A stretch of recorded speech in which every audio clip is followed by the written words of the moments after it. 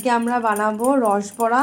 তার জন্য এখানে কলাইয়ের ডাল আগের দিন রাতে ভিজিয়ে বেটে সেটা এখন ফাটানো হচ্ছে। তার মধ্যে দেওয়া হয়েছে একটু নুন, একটু বেকিং সোডা আর অল্প মৌরি।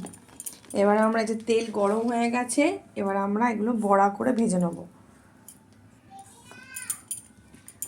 এই যে ছাড়া হচ্ছে।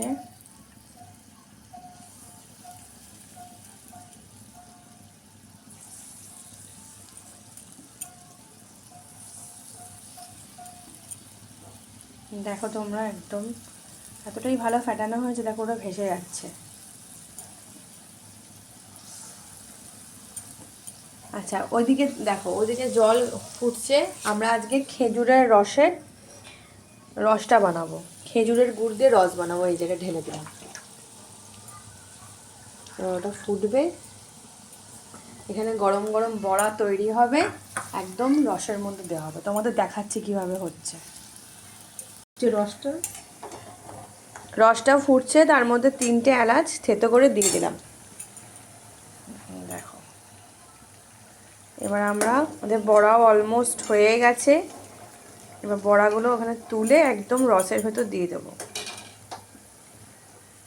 দেখো, একদম দেখো,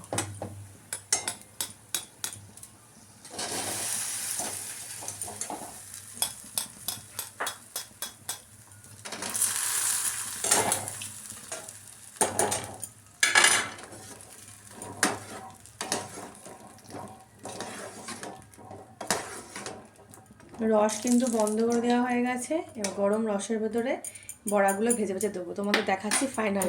চাপা দিয়ে দেখো, এইবারেরটাও সুন্দরভাবে ভাজা হয়ে গেছে। ওদিকে রস বড়াগুলো এরকম গরম অবস্থায় দেওয়া হয়েছে, দেখো কিভাবে ফুলে গেছে।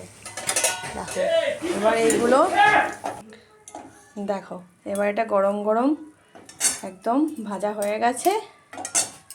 এইবার রসবড়ার মধ্যে আর এক বাস দিয়ে দেওয়া হলো। দেখো,